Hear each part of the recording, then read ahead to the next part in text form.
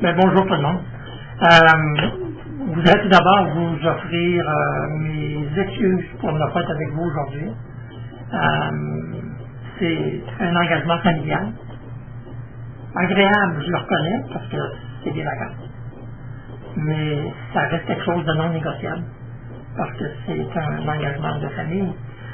Et je vous demanderais d'être indulgent, parce que, bon, peut-être déjà passé une minute ou deux à la télévision, mais un discours comme ça qui va durer 2 heures et demie, j'en ai jamais fait. Et j'ai peur que mes collègues m'aient peut-être fait un piège, puis que ça se retrouve sur YouTube tout à l'heure, cette affaire-là. Mais en tout cas, je tenais à, sinon, être avec vous physiquement, puis en fait, je ne serais pas surpris que certains des collègues de l'équipe ici ne s'attendent à me voir apparaître à un moment donné dans le corps de la porte. Tellement j'ai essayé presque jusqu'à la dernière minute de me dire qu'il faut que j'y sois à cette rencontre-là. Si une confidence peut excuser mon absence, je vous dirais que vous êtes, la table des DG, l'une des deux raisons pour lesquelles j'ai accepté de prendre l'intérim lorsque Claudine m'a quitté. L'autre étant l'équipe de la Société Santé Française, les collègues immédiats avec qui j'ai je pense, une très bonne relation.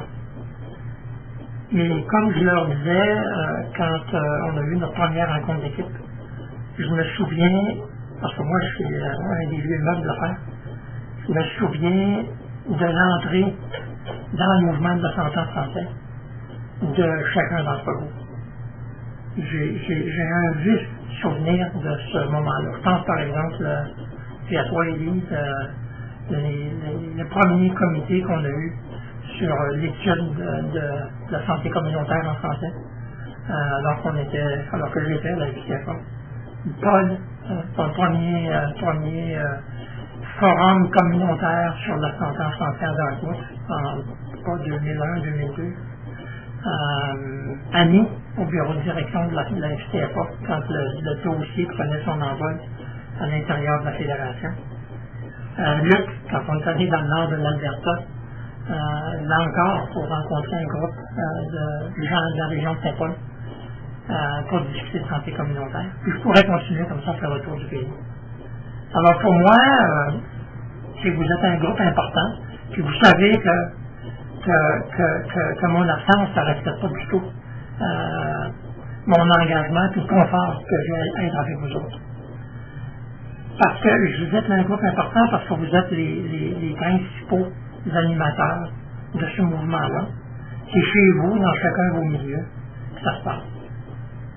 C'est en grande partie grâce à vous qu'il y a des gens qui se rencontrent, qu'il y a des gens qui se concertent, qu'il y a des initiatives qui s'entreprennent, puis qu'il y a des résultats qui s'obtiennent. Et en passant, je trouve dommage de ne pas être là, parce que je disais tout à l'heure que j'étais là pour l'arrivée de tout le monde. Je trouve dommage de ne pas être là pour souligner l'arrivée parmi nous de France et Nabil, France dans le réseau du Moyen-Nord, et Nabil au Yukon. Mais soyez-en certains, je vais m'en souvenir de ce moment-là. Et je vous souhaite bienvenue à vous deux. La rencontre que vous aurez dans les 2 jours qui viennent est un moment important. Je sais qu'on dit ça souvent, mais il me semble que cette fois-ci, les mots sont justes. C'est un moment important que nous avons préparé ensemble. Puis j'ajouterais qu'on a préparé depuis des mois. En effet, si vous me permettez un bref retour en arrière, je dirais qu'il y a plusieurs facteurs qui nous ont amenés où nous sommes aujourd'hui. Si on se rappelle, on peut dire que ça fait presque 2 ans qu'on fonctionne un peu sous tension.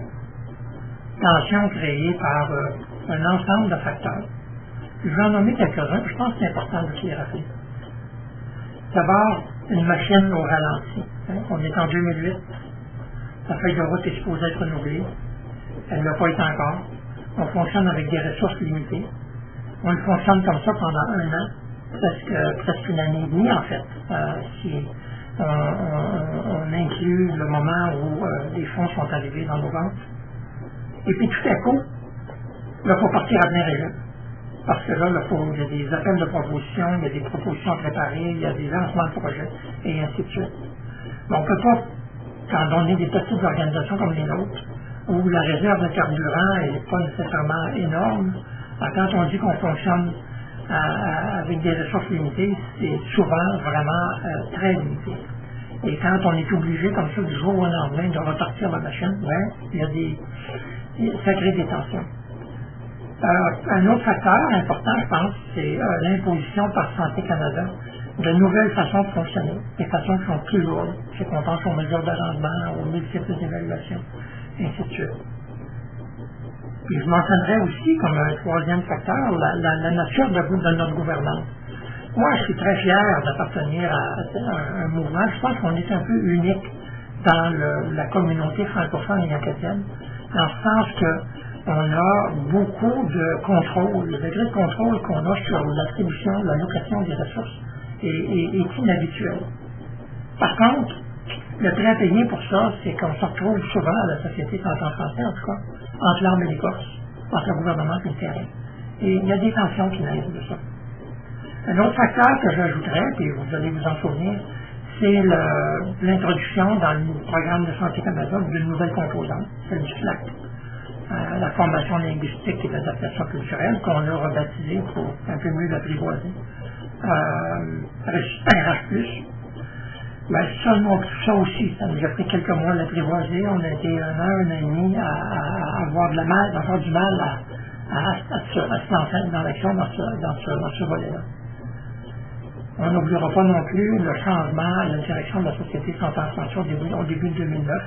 Au moment même où les choses partaient, la machine passait du ralenti à pleine vapeur, à la Société Santé en Santé, on changeait de direction générale. Et je pourrais continuer comme ça.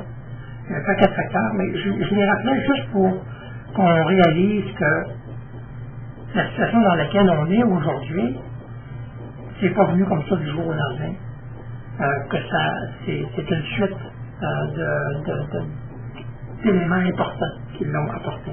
Ceci étant dit, parce que bon, on parle de facteurs qui créent des difficultés, mais ceci étant dit, je pense qu'il faut se rappeler du travail incroyable qui a été accompli, des progrès importants qui ont été réalisés. Là-dessus, je vais être très bref, mais si on pense au lancement de projet, lancer 65, 66 projets comme ça, c'est pas facile. Et on l'a fait, je pense qu'on l'a fait de belle façon, avec la participation des réseaux. Et des projets qu'on a lancés, puis des projets qui vont faire des différences dans nos communautés. On pense aux avancées dans le dossier de la santé mentale, aux projets qu'on a fait dans le domaine des ressources humaines. On pense à l'intégration de nos réseaux dans les systèmes de santé. Là, je mentionnerai juste les consultations officielles où de plus en plus de réseaux participent. Je pense par exemple à la récente consultation sur la santé mentale en Nouvelle-Écosse, où Paul avait été invité par le gouvernement. Qu'on mentionne la reconnaissance de des réseaux ontariens comme entité de planification.